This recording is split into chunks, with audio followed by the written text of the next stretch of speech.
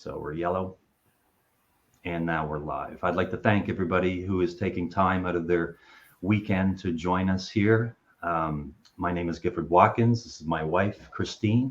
We are concerned parents and citizens living in Nova Scotia down at the southwest town of Yarmouth. We have been trying to find answers to what we are seeing as government overreach and mandates. So we'd like to talk about what a mandate is today and talk about what a notice of liability is. We are trying to address two groups of people today on this particular Saturday. Parents and children that are affected by these mandates, and the people who are interfering in our children's participation in events because of a vaccine mandate, and the people that are enforcing those and the liability that is involved there. And then professionals, people who are being told you will lose your job if you don't get injected with this vaccine. I'm going to call it a vaccine because even the term vaccine now is being redefined. So in our attempts to try to find intelligent and legal ways to push back against what we see as government overreach, I met with Stacy, and Stacy, I went into a meeting and where you spoke, and I was very impressed. I went into that meeting, fairly decent gathering of concerned citizens, and what I learned there gave me hope. And I reached out to Stacy after that meeting and continued a dialogue with him. And he's introduced me to Tara and another person who is giving me hope. So if you're feeling alone, you are not alone. If you're discouraged, we hope that at the end of this hour, you will not be discouraged. We're going to record this presentation, and you'll be able to share this with friends and family. And hopefully at the end of this hour, we'll have the ABCs, the traction that you're looking for in order to group together with other individuals who are concerned to push back against these mandates along legal lines. So without any further ado, I'll ask Stacy to say a few words, and then we'll push forward through this small agenda today.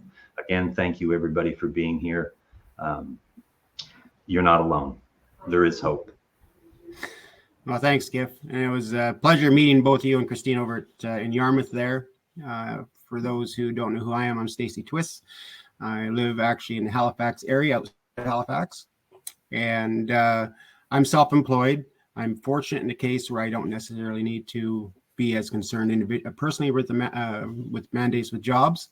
But at the same time, I've met countless people who are concerned about their job. I've met countless parents who are concerned about their children, what they're being taught, or what's actually happening to them with this fraudulent mandate at the schools and who's enforcing it.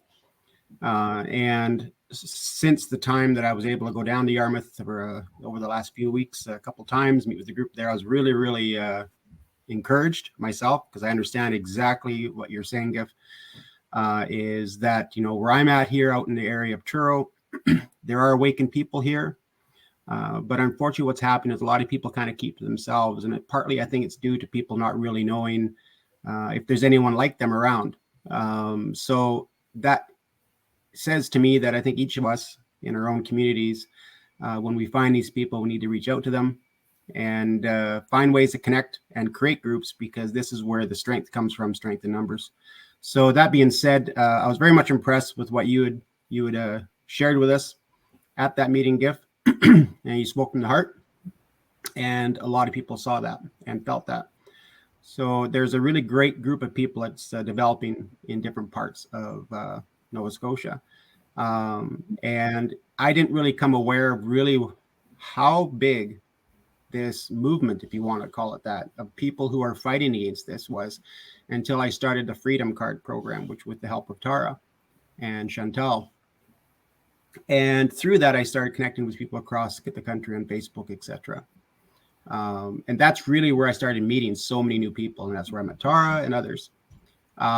So the information I shared at that last couple groups in Yarmouth was information that I learned from Tara. She really has been a wealth of information. in regards to what's happening here. And so I think what's really important when it comes to what we're going to try to discuss today, or what we will discuss today, is ways in which we can fight back, but it's going to be done through groups, strength in numbers. So we are going to touch base on those two subjects you talk about, pardon me, with the schools, especially because the children are the ones that are really being affected by this. And it's asinine to see what's happening with even with the jabs clinics being set up in schools now, and where children can be as little, I think it's 5 now, 5 or 6 years old, where they don't have to have parents' consent, and that's unbelievable. So I think it's, as we said, it's time for parents and groups to take a stand and to take action. And this is really where Tara is going to have a wealth of information how we can step towards in that direction, as well with the nurses and other frontline workers who are very much concerned, the ones who at one point were heroes in the eyes of the government and now are being demonized simply because they themselves do not want to participate in the jab. So I want to thank you for everyone who's attending and watching the program. I know we have people all over Nova Scotia, some out of the province. I even know there's some that are even joining us, by the way, from Australia. So we're getting a far reach. So welcome everyone. So that being said, I would like to introduce Tara to everyone here. She's someone that every one of us should get to know. She's been a wealth of information, and she's doing all this voluntarily, her and her husband and her partners. And so Tara, I definitely want to welcome you to our group. And Thank you. And I'll allow you the floor. Okay, well, I just want to say hello to everyone, and I hope what I share with you will be able to help in some way. I'm a mom. I have 3 kids. I'm a planner. I'm not a lawyer, and this is not legal advice. This is just something that I've looked into as a planner. I deal with law, municipal law, and then have to be able to read statutes and things like that. So I have a little bit of a background in it. I took some courses in Dell Law, so yeah, that's my footing. I guess what we really started doing was way back in May of 2020. I started with a group, protesting in front of City Hall in Halifax, and then we moved on and tried to see if we could come up with something to do to affect some kind of change. And we did a couple different things. Protest, the rallies grew, and certain things happened that sort of thwarted that process. And so when we were sort of finding ourselves again, I started looking into Dolores Cahill's work with the Notice of Liability. It was something that I was also looking at in terms of common law. And so I knew a little bit about it. So I started doing some research, and brought me to thinking that we could put forward a notice of liability. So myself and my colleague Diane Murray, we submitted notice of liability in May of 2021. May 27th was the date that we sent them in. And they were sent to Ian Rankin, the Premier of Nova Scotia, and the Chief Medical Officer, Dr. Strang, and the Health Minister, Zach Churchill. And those were all those at the time. So I think previous to that, there had been a shuffle. And so previous to that was McNeil and Brandy DeLore. I think Chuck Porter was the initial Minister of Municipal Affairs who signed the original state of emergency. And I think Mark Fury was the Minister of Justice. So, but yeah, and then they shuffled. So it makes it very difficult to send all these kinds of things. But that's this operating method of operation, MO, that the governments do. They just shuffle. So it's the accountability is really, really shaky. So anyway, we sent that in. We had a little issue with them arriving at their destination. We sent them registered mail, so we were able to track all of the, I guess, the progress that it was making when it was going through the Canada Post. And one thing that we noticed was, which is a federally protected process, the mail. Ian Rankin's for mine and as well as Diane's submission was removed from the pack. And the way it was explained to us when we were putting through the paperwork, that it was all going together, and that we could put in our tracking number and find out where it was on the way, like where it was in delivery. And it was rerouted. I have screenshots of it. It was rerouted. So something and someone knew that those documents were being delivered, and they knew to interfere with it, because when we went in, and we didn't ask any questions, but the girl that was processing our paperwork with Canada Post basically said, it conceivably could be on the desk. This was Thursday evening, and prior to 5:30, which was when they came to pick up and sent to the main office, the main distribution center on Almond Street in Halifax.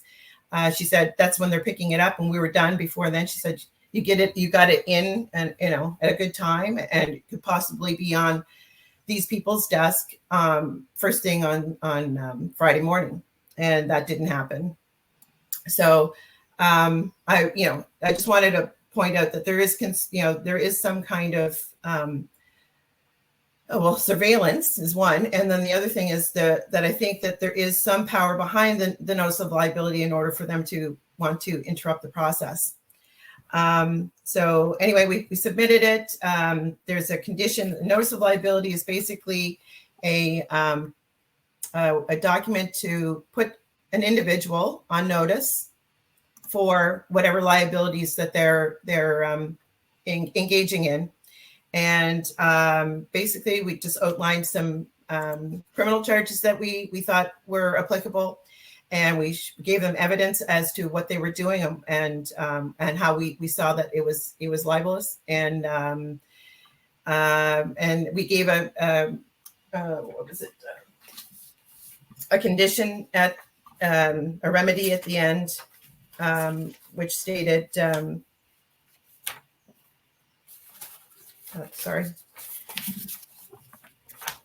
That we request you, this was to, I think this one was to Ian Rankin, yeah.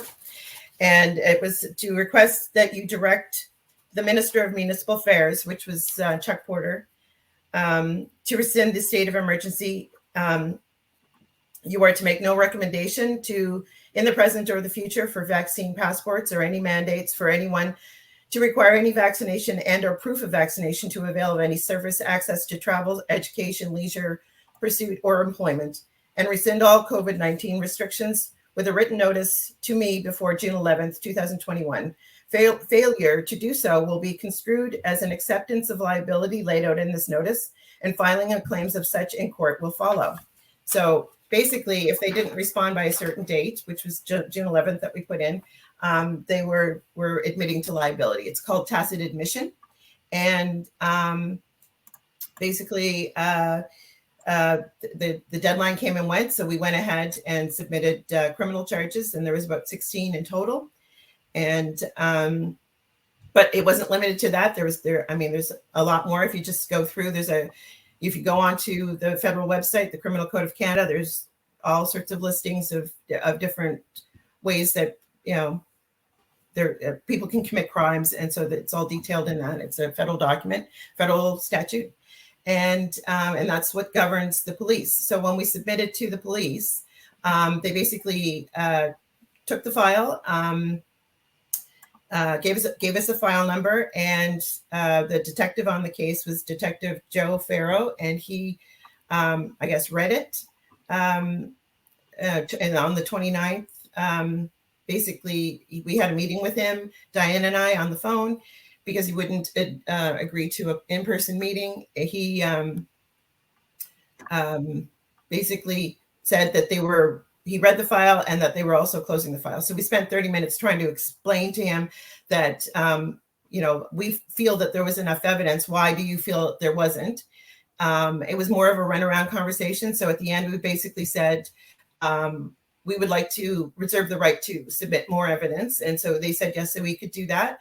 And since then, we've been doing, gathering some more evidence, and figuring that we only have one more kick at the can at this. We wanted to make sure that what we were submitting was as complete as we possibly could find. And of course, every day we know that there's new information about stuff. So, and new evidence. So it's taken a while to get to this point, and we're still considering, submitting all that information. But I think what came from it mostly was that the executive branch, which is, there's three branches of government, the executive branch, which are the ministers of Nova Scotia, of the government in Nova Scotia, they weren't willing to address the issues that we put forward.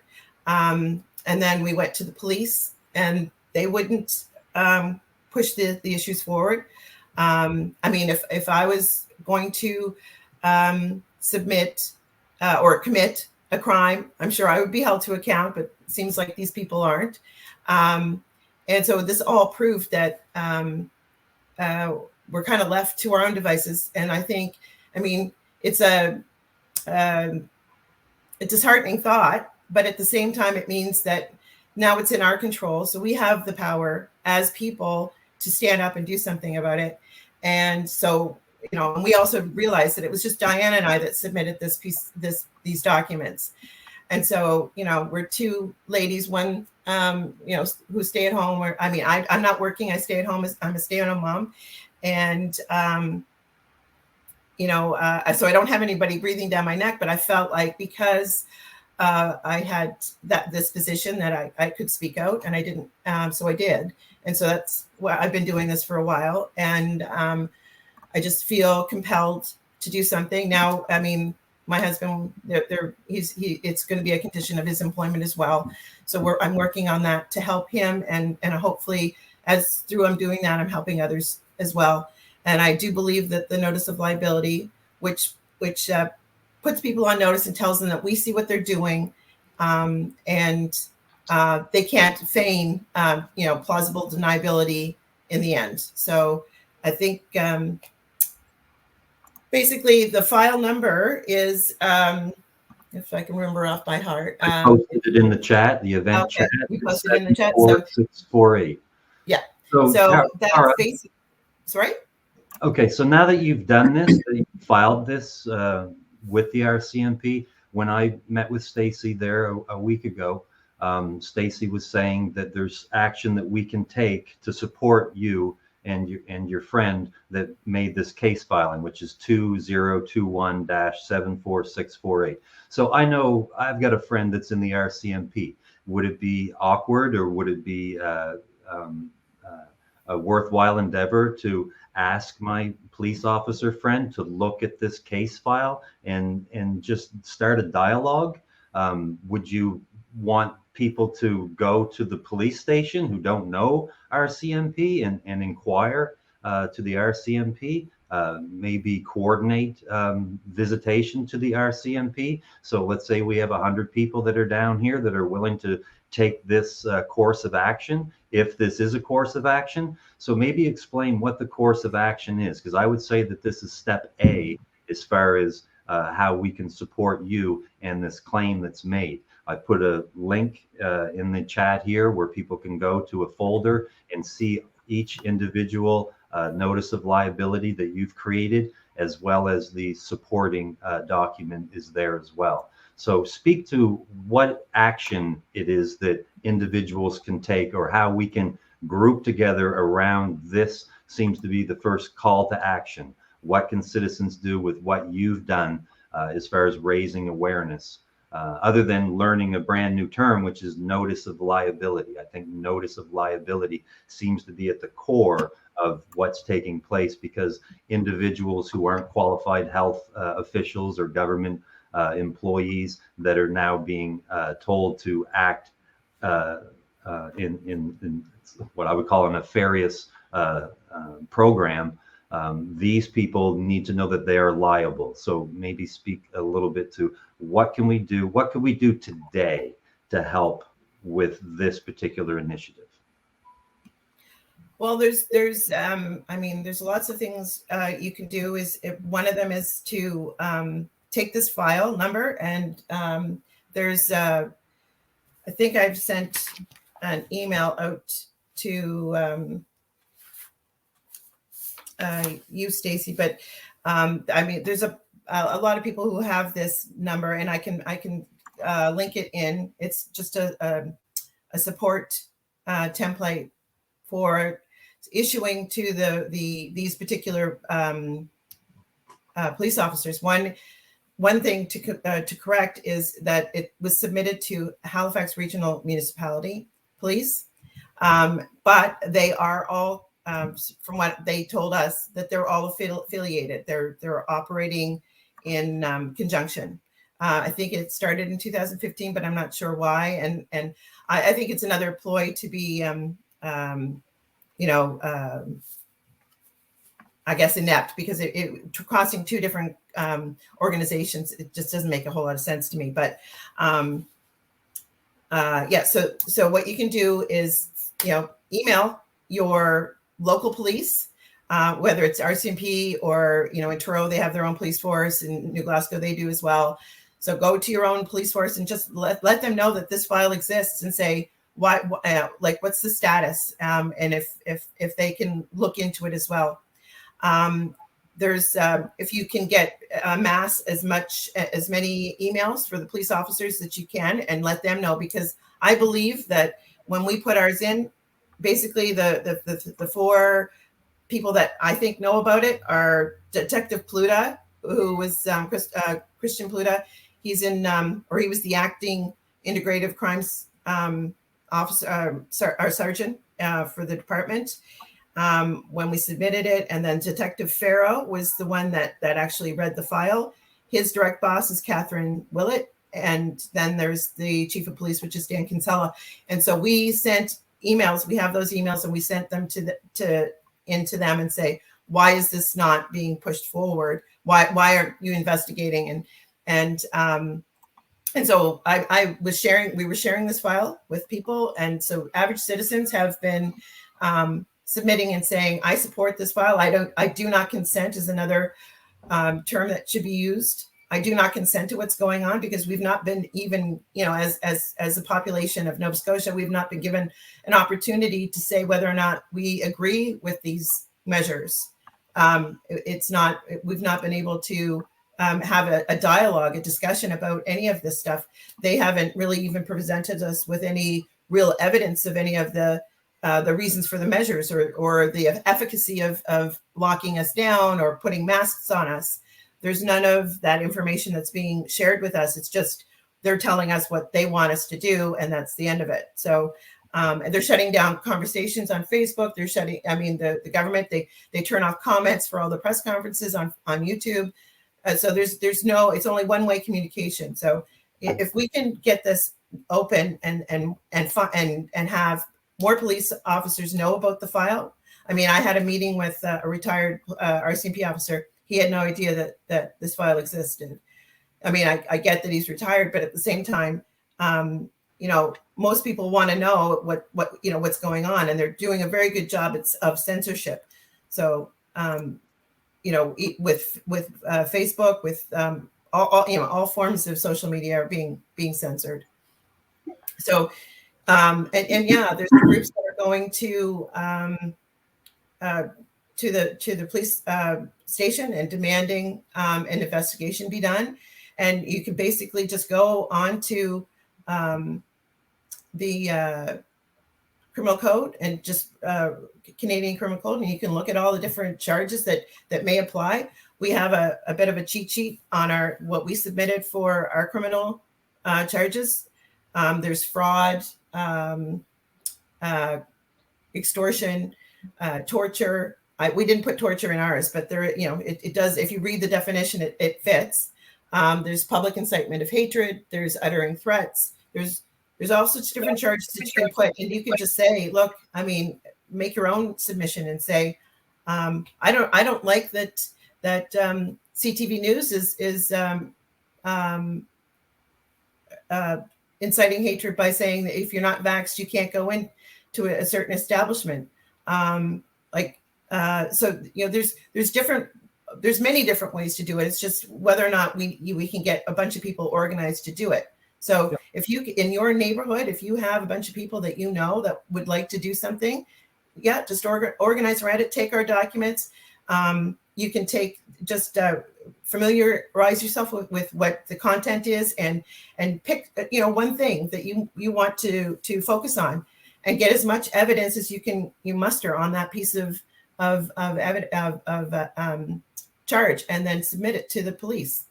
Okay. They're not letting you, I don't know all the different departments, how they're approaching it, but here in Halifax, there's no in-person. So we had to submit it with an actual physical document, and we gave it, and then we followed up with email. All right. Well, Stacy and I will coordinate efforts around that. Why don't we move to the main reason why most people are here today? That is, people are scared they're going to lose their jobs. So maybe we can talk to how the government has created this mandate and then imposed that, enforcing that mandate on citizens against citizens. Okay, well, it depends on who you're talking to. So I was talking with a nurse who's in her situation, and basically they're using the union, which to push forward the mandate, and the government is not calling it any one thing. She just basically said that there was a policy put forward by the government, and initially it was put through the union, and so they sufficiently scared them with documentation. She's got screenshots of all of the information, so that's good. One thing to do is screenshot everything that you get, and make sure you have this evidence, because you will need it.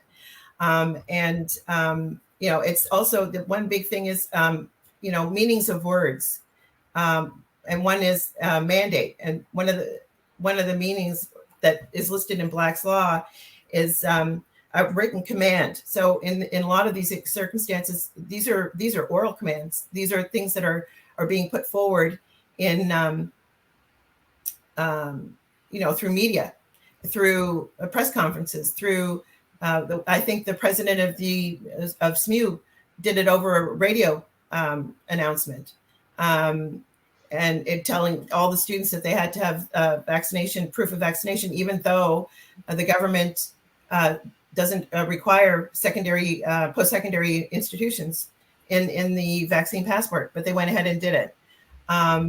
So it's difficult to pin all of this stuff down because they're not putting these things in writing, and then unless we force them to do that. But once they do, you need to take that document, print it off, save it, do whatever you need to do, because then you can analyze what they're saying. And a lot of times they use, especially in media, they use general terms like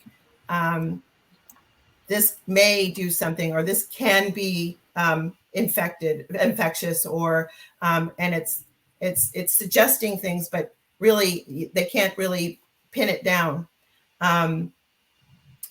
So in this written command for mandate, it's given by a principal, so that would be your employer, to an agent, which would be the employee, and they'll be given this. It's a specific commission or contract or proposal by which one person, the mandator, which is the principal, requests someone, the mandatory, about which also could be the agent or employee, to perform some service gratuitously and the commission becoming effective when the mandatory agrees. In this type of contract, no liability is created until the service requested has begun. So, meaning that when you go ahead and accept the order, the commission, the contract from the mandator, then that makes the contract, that makes the mandate. So we don't have to accept any of this stuff. But whether or not they call it a mandate, whether or not, I mean, it has to do with the terms, and then the description or the definition of those terms. So everybody who is hearing someone vocalize that they need to get the vaccine in order to keep their jobs, should the response be, I'm going to need that in writing? Yeah. And then when you get that in writing, then you can look at this notice of liability course of action. So they're saying you're going to lose your job if you don't get vaccinated. That is basically a brand new contract that's being forced on you. Right. So the response in writing can be fine as long as you accept liability for any damages that is incurred. You are my employer. I am responding to keep my job. You must accept responsibility for the outcome of this medical procedure. This request, yeah. And so there's when the mandate or the completion of the contract is when you consent. So doing that, basically is what you don't want to do, and you can start your negotiations. So I have a conditional acceptance form that I've written up that can be sent into an employer. There's different circumstances, like with the nurses in the union. It's a little more nebulous, but what you want to do is have your employer's name, their full name, and anyone that is or whoever's giving you the directive. So and that way that's directed to them personally, and that way you can start the process of the negotiation. And there's certain things that you can be asking, like you're just telling me to get a vaccination. Are you a medical doctor? Are you licensed to prescribe a medical intervention to me? Is it in my employment contract that you get to make medical decisions for me? You can start asking all these questions, and I mean, you can come up with the ones on your own, but there's a couple that I've compiled, and I'll make the document available. But yeah, understand that it's a negotiation. It's a beginning point, and most people, when they hear the word mandate or mandatory, they think that it's something they have to do, which is it's not the case. And that was basically a definition from Black's Law, which is the document that they use, or the book that they use to just describe what words mean in terms of the legal world. So and not necessarily are they the words that we would commonly understand to be true. So right, because I think the average person believes that mandate means you have to do it, and it doesn't. Okay. I have a quick question, just off topic, not off topic, but we've actually, when it comes to the Federal Health Minister of Canada, it's not been declared a national emergency in all provinces, has it? Federally? No, they can't. No, it's not federally. Okay. It's only been done provincially in some provinces, correct? Yes. Yeah, but not federally. No. Yeah. One of the comments that's reoccurring here is that from Janessa is, they want to know the actual step-by-step process. So she mentions that there's 3 steps with this. One is you get the written demand to be vaccinated, and then she mentions that there's a conditional acceptance, and then the notice of liability, and then a formal lawsuit could be filed. So I've said that the 3 of us can get up a step-by-step manual for this. Probably just be 1 page where people can look and see exactly what to do. For me, I need to understand all this at a fifth grade level. And so if you treat me like a child, then I hopefully can grasp this and then communicate this to other people, the exact process, the exact steps.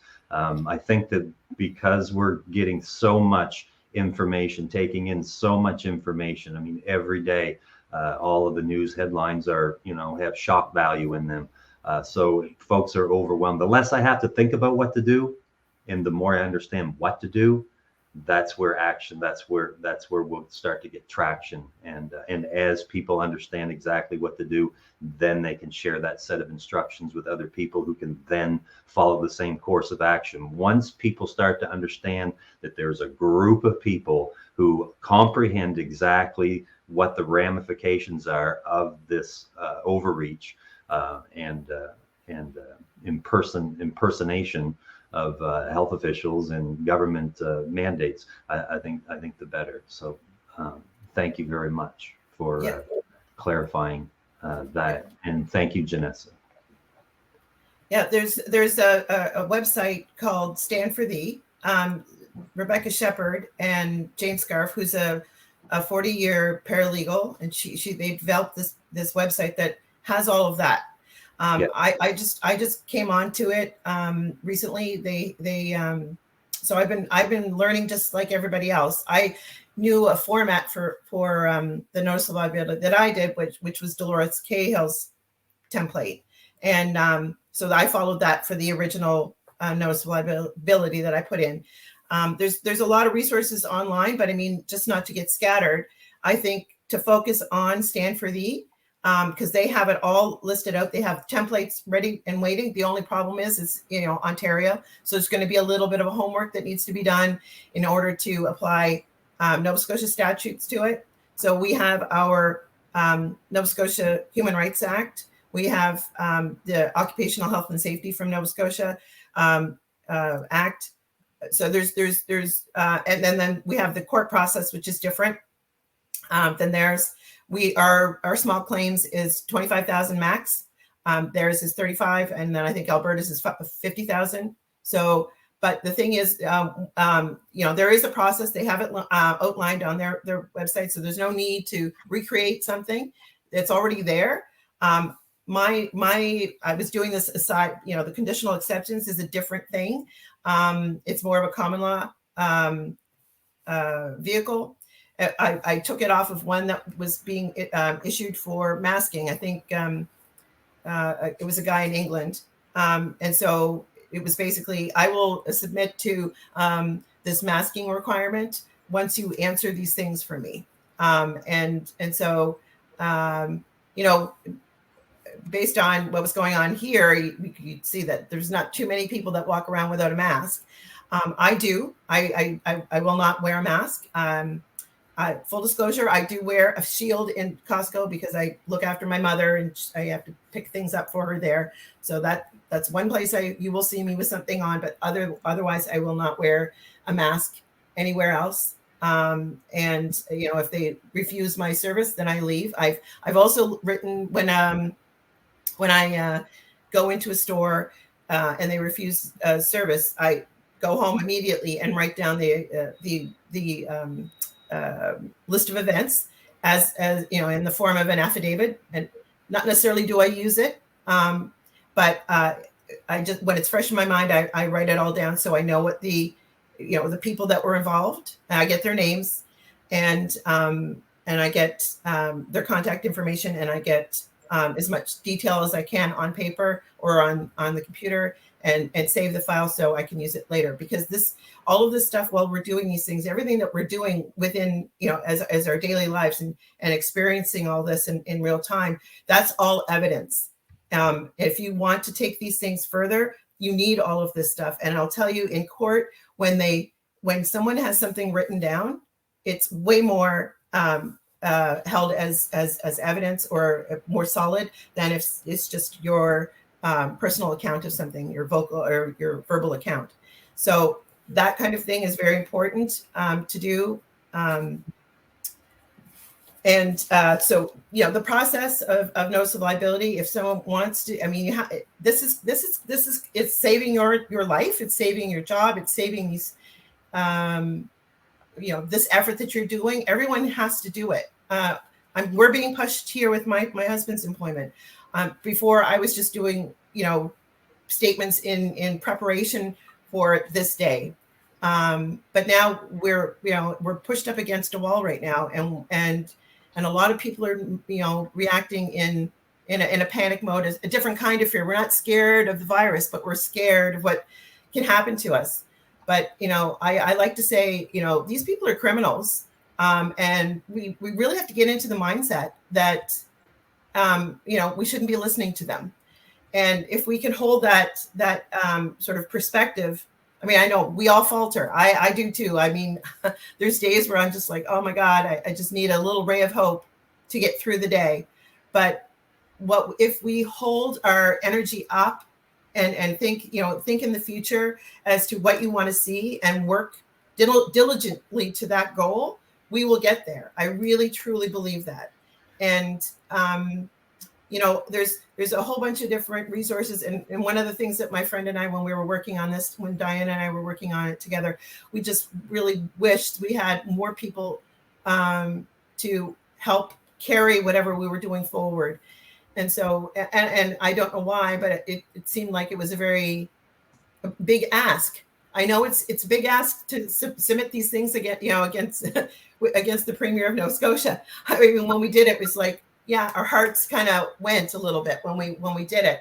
And then again, when we had the RCMP guy to pick up the bundle of information when he came to our house, I mean, it's daunting because I don't want to be doing this. I'd rather be in my garden or hanging out with my kids or going on vacation or whatever.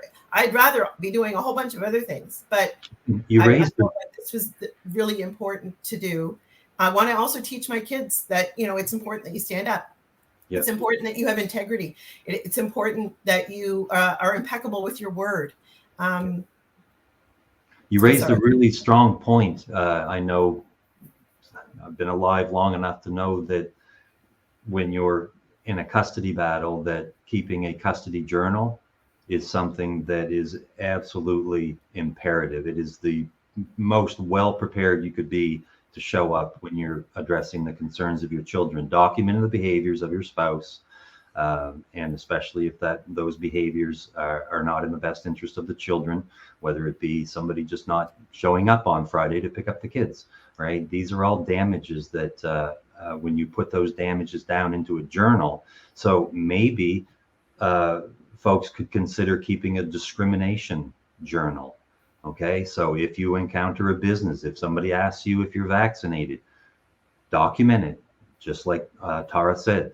So let's start doing that, and let's start targeting businesses. Once we find out that they're asking for a vaccine pass at a particular restaurant, let's have the group one at a time go in and document that, whether it's by using video and capturing that, maybe going inside in pairs so that you've got a witness to see that you've been discriminated against.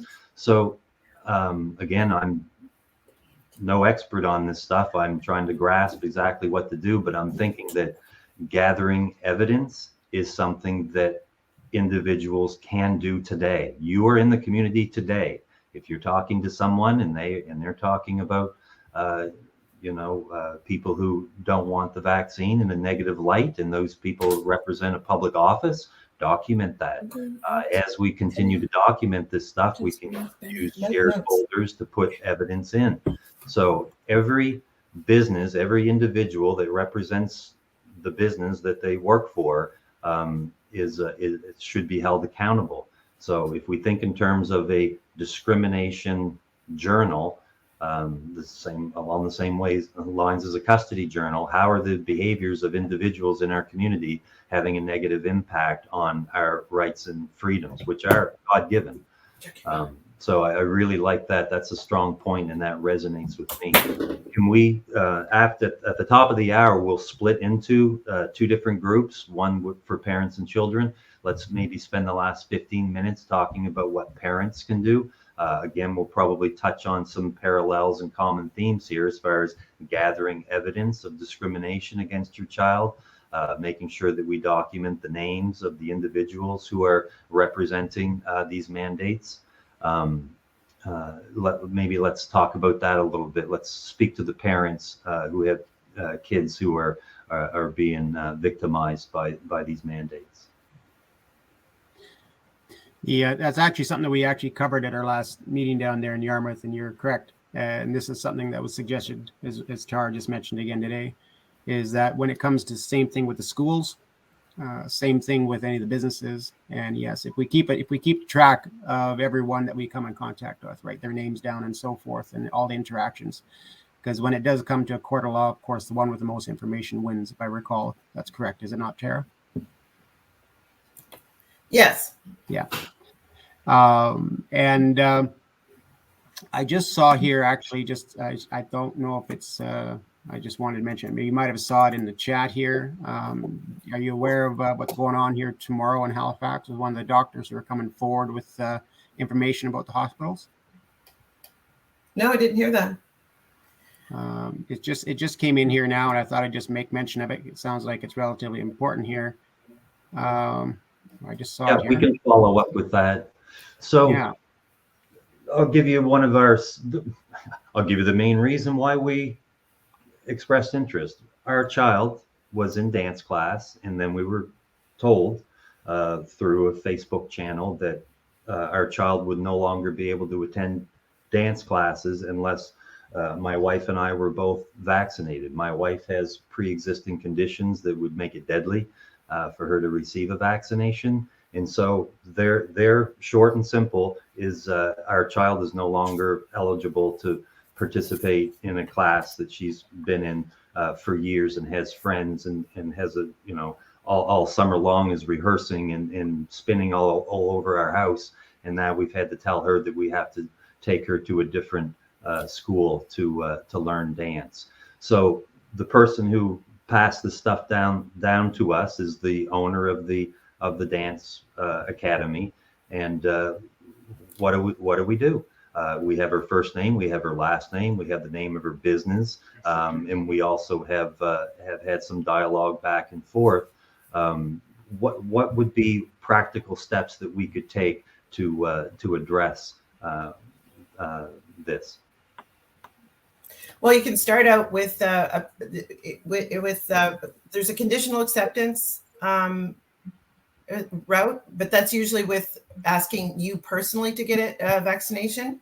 So if she's doing that, then you could do that. But it's more fitting for an employer. But there on Stand for Thee, there's a thing called a pre-NOL, and you can just use it to inform your this person and just say, FYI, you when you're doing this, you become an agent for the government, and so things like the Bill of Rights and the criminal code applies to you.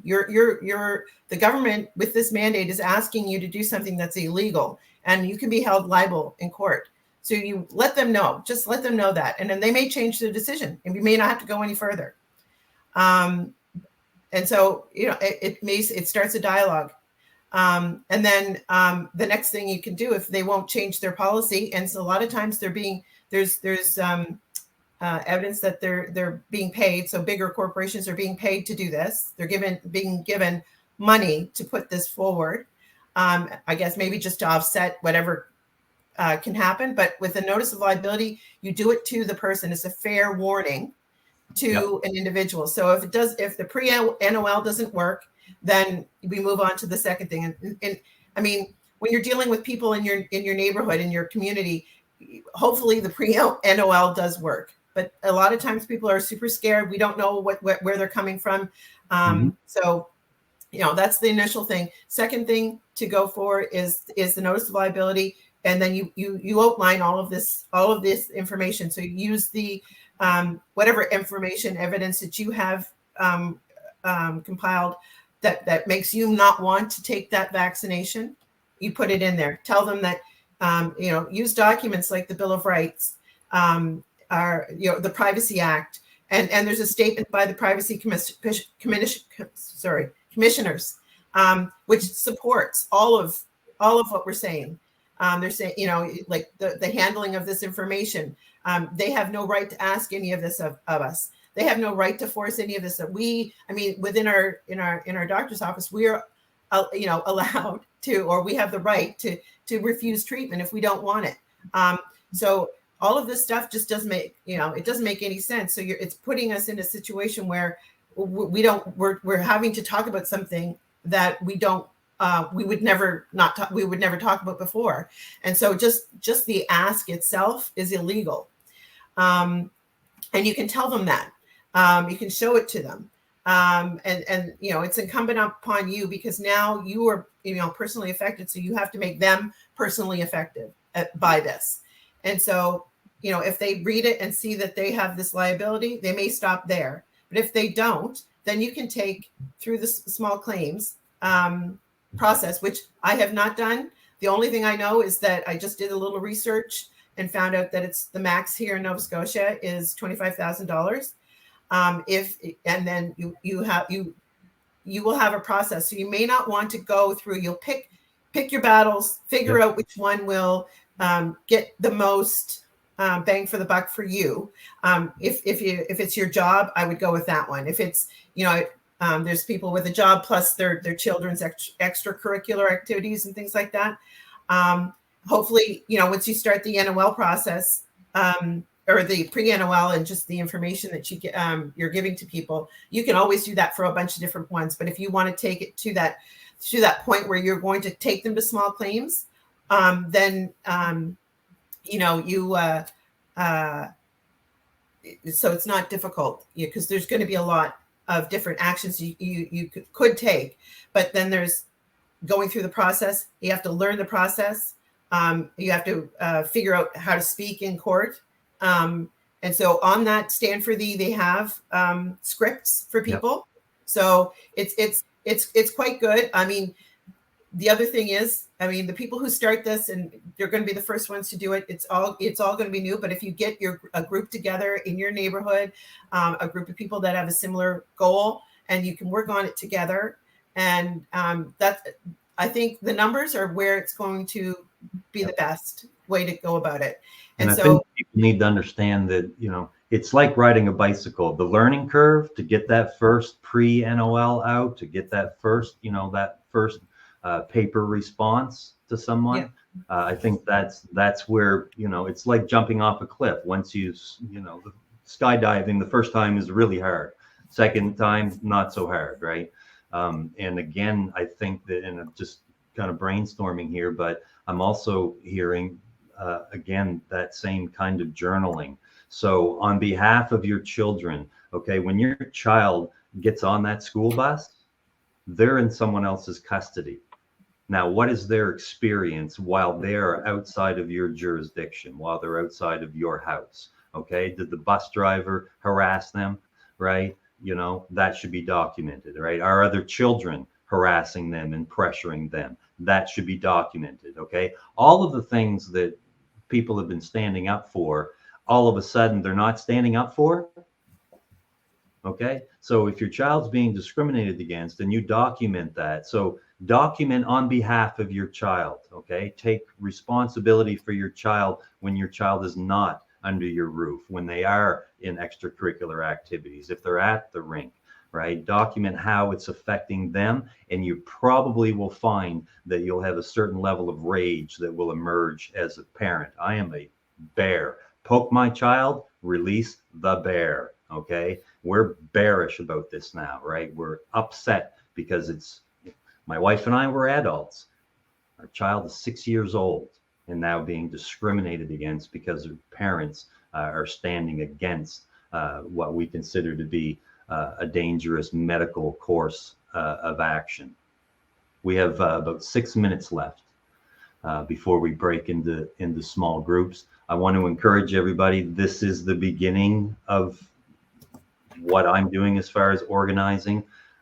We'll do this again next Saturday. We will do this as often as need be. And again, you're not alone. We want to make sure that individuals who have individual concerns are able to have those addressed. So we'll continue to develop this community down here in Yarmouth and online. And if the experience here and the things that you've learned here today are of value, then let's figure out a way to intelligently communicate what we've learned here today to other people, because the effect that information has has a direct correlation with the hope that we all carry within us, which is we want to go back to normal. And the only way to get back to normal right now, the barrier there has nothing to do with our health. It has to do with government overreach. That's what's making me sick. Okay, I would rather have COVID than have these mandate restrictions. Okay, so you got any thoughts? No, I put up the stand for the, because it's stand with a 4 and then the, so people know that. Yeah, all the information, it's really well laid out. There's a Facebook page that goes with it, and a YouTube channel that has information. Jane Scarf is another one on YouTube. She basically, I mean, she's very to the point. The videos aren't very long. She will, make short videos on certain topics. And she's one of the co-founders, her Rebecca Shepherd. They're excellent. And they do give you hope because, knowledge dispels fear. And like there's, the normie's fear is the virus or whatever the propaganda that's going on with it. But our fear is the actual vaccine and all the mandates that they're putting, or policies, or whatever they're whatever language they're trying to get us to, get us to do this. And I believe it's all, they're just trying to get us to the point with just words. And we're the ones that are forcing them, the people who aren't vaccinated, we're forcing them to put this stuff into writing. So they're putting themselves in a liable situation because they're putting it on paper. We just don't know how badly we're putting them in this in the situation. I believe that it's in order for them to be pressing on so hard with this stuff, I think we're putting them in a really big bind. I think we're pushing them because they're having to scramble, and their time is short. I think they know it. Yeah, and I think as long as we can, call their bluff, as long as we can, and force them with, stalling tactics, whatever we can do, and then put pressure on them to do what's right. Yep. Because let's talk about individual to group pressure. Janessa, again, in the comments here, is looking for clarification. If you serve the pre-NOL, make the person aware that they are violating your God-given rights and operating as a fraud, and then serve, and you get no response, then it goes to the next step, which is serving them with the proper NOL, and then you get no response again. Janessa's point at this right now is that the next step after that is going through the small claims court.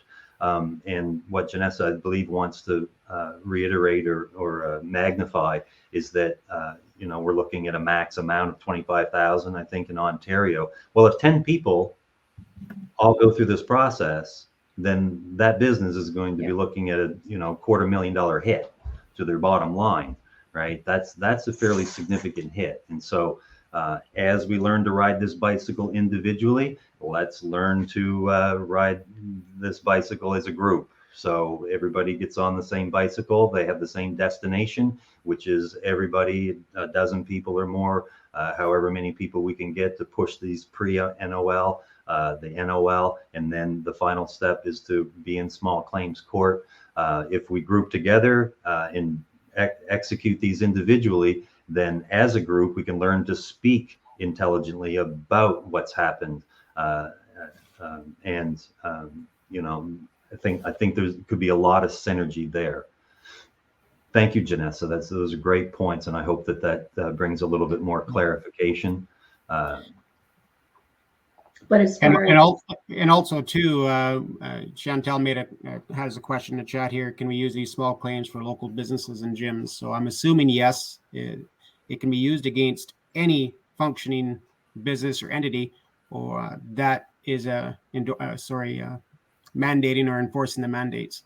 And this is kind of what we talked about in the last meeting too, and much just kind of review of what we just discussed, is that I think that if everyone gets together in regards like the nurses, the parents, and I think that if a number of people did the pre-NOLs as a group, it could be lining up after each other and handing all the NOLs in. That in itself can make a big impact if it's done with a group of people. Yeah, the nurses. Exactly. And then what will happen is now you're going to have more of these NOLs, pre-NOLs, that may have not been taken seriously. Now that empowers the group to get the next step number 2 done in groups and numbers versus one person going in, putting their NOL in on their own, someone else visiting the same school, doing it 2 weeks later, 2 days later.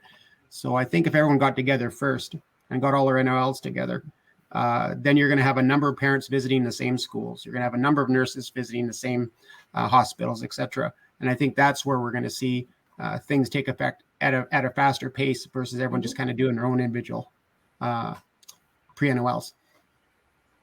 Definitely. And with the teachers, I know that that's another group that's being forced in terms of their union, or saying that these are I guess high risk settings. There's all this stuff that's coming out that some of it was I think Janessa, you sent that to me about the high risk setting and detailing it out, and they write it like it's law, but it's not. This has not been passed. There's a lot of smoke and mirrors. I know that Rebecca uses that a lot, and they're talking about smoke and mirrors, like trying to bluff us into doing things that aren't even really legal. It's just, we just don't understand what's legal and what's not, because when things happen to us, we defer to a lawyer, and that's the current process is, they look at us as imbeciles in front of court because we require another adult that understands a certain language to represent us. So that whole process is set up that way to begin with, right? We just don't understand it. So understanding what your Bill of Rights, the Canadian Bill of Rights, it's only a 3-page document. Read it several times, understand what it says. The biggest line out of it is the government is recognizing these God-given rights. They're not given to us by the government. The government does not own us. We own ourselves. We are sovereign. God gave us these rights. They cannot be, it's unalienable is the word. They cannot be taken away. Only when you decide that you want to, or you can consent to it. But where have we signed off our rights to any of these people? Our employer, the dance teacher, the principal at your school. We've never signed an agreement that says you can do whatever you want to me. We've not done it. So ask them. I said, where have I signed away my rights? I haven't done it. So you have no claim over me. And understanding those rights gives you that power to be able to walk forward. So when I go in with my mask on to a store, I know I'm really quite firm in what I know. And it's like it's energy that you put out. People don't talk to me about it. I just go and do my business and leave. In the beginning it was a little different, but now nothing. I seriously only really go to places that I know that I want to go. I don't want the confrontation. It is tough. I get it. Understanding your rights is really a first step. And like I said, the knowledge of that dispels the fear and helps you move forward. Getting together with people of like mind, and a like cause, having the same goals, that's helpful as well. There are a lot of resources out there. You just need to get comfortable with what you want to say and the evidence that you've acquired. And then I guess this Google Docs site that you have, Gifford, we can start putting things in there where there can be resources for people to get information from. It's as a group, I think that's where the pressure is going to be the best but not too much pressure, like we don't want to be accused of harassment or threatening or anything like that, because that's what we're accusing them of, right? So we have to be impeccable with our attempts, and we have to be impeccable with what our knowledge, and we have to be impeccable about how we go forward, because we're supposed to be the ones on the good side. We're trying to affect the change in a positive way. And so we have to, make sure that we maintain that air of righteousness. Yep. Agreed. Okay. I believe also too that because we do get some people making these questions, and I think it's applicable to them as well, because I know there's people out there who have already had the vaccine, but now they're waking up to the fact that, you know what, this is not going to stop with 1 or 2 kill shots. That's what I call them now, because really, once you do your homework, you know what these boosters are. But their question is, of course, this applies to those who want to take the stand and walk away from not having to take any more boosters or taking additional shots.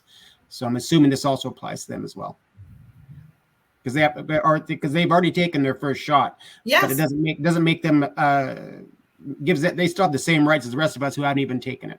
Right. And so with the mandate, with making giving consent, you can withdraw your consent whenever you want. So if, say, a business has said, okay, yes, I will enforce the mandate, and they have that thing in their window saying, we're going to ask you for a vaccine pass, and then say someone like us walks in with a pre-NOL and says, listen, you may not get in the door at that first go around, but this is a process. So if you present that to them, they look at it, they make their decision, they can choose not to consent anymore. So it's not written in stone. And so you can change your mind. We have free will. We can choose once we have more information. When you know better, you do better. So it's entirely possible. And it's going to take us in numbers, and that's basically what I said to Diane when we were working on it in the beginning. I said we working on this gave us a focus and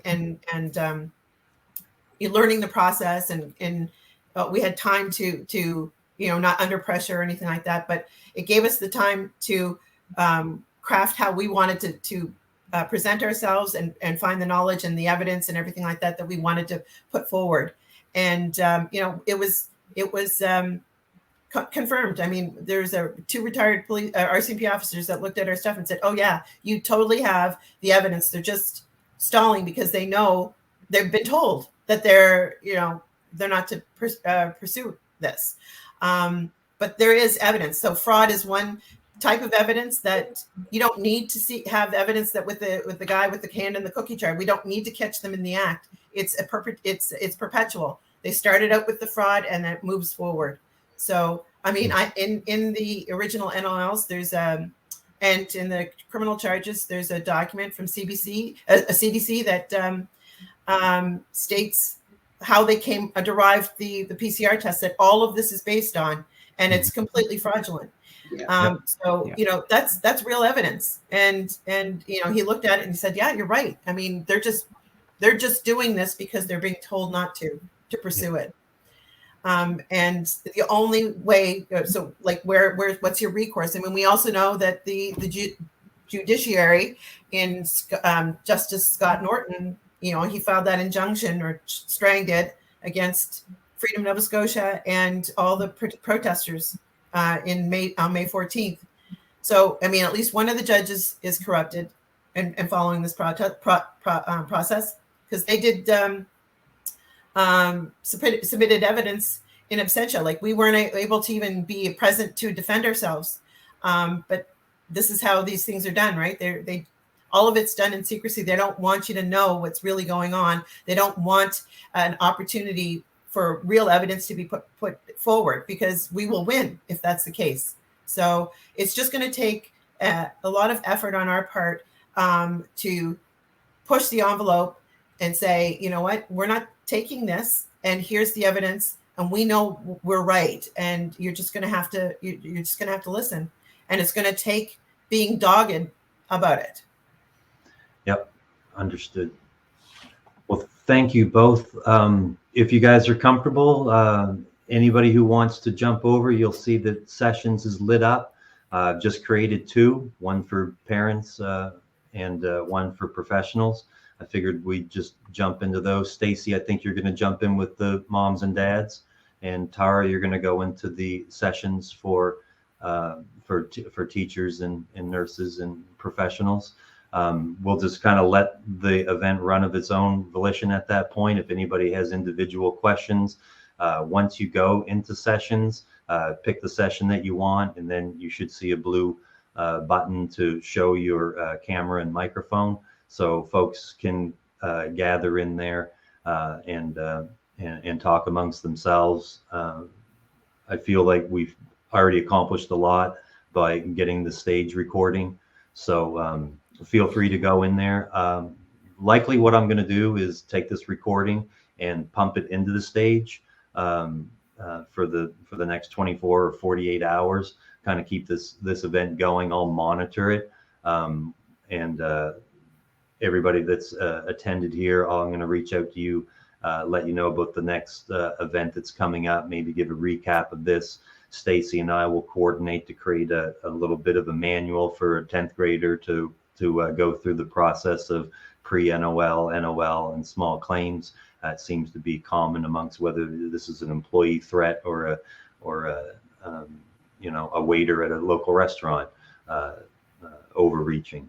So thank you very much. So we'll stop broadcasting here on the stage now, move into sessions, and I'm just going to let this event kind of unwind of its own volition. So come and go as you please.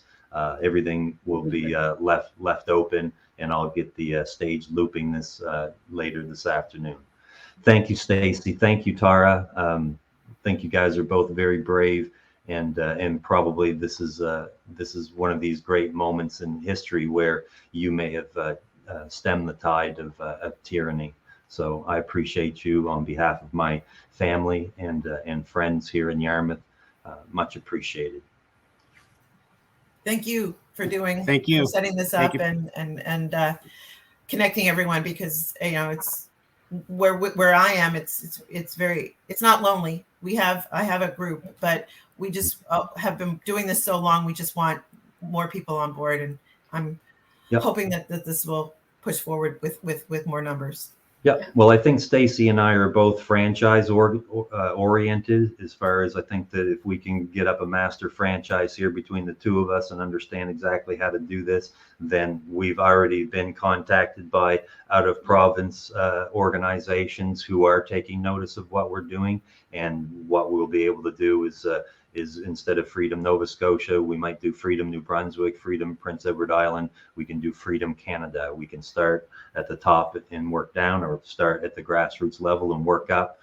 I'm looking at everything from 10,000 feet up. I want no one to be excluded. I want no one to be in despair.